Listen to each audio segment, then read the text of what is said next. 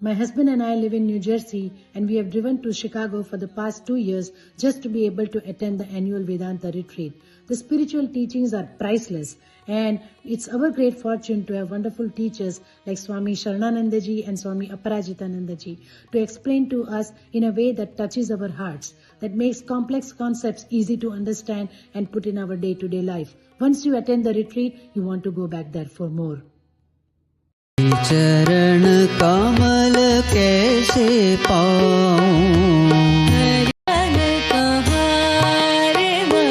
गुरु बिना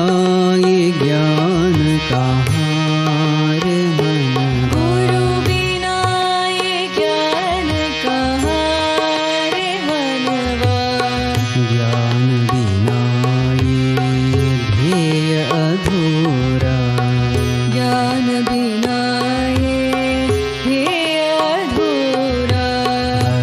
चरण कमल कैसे पाऊं,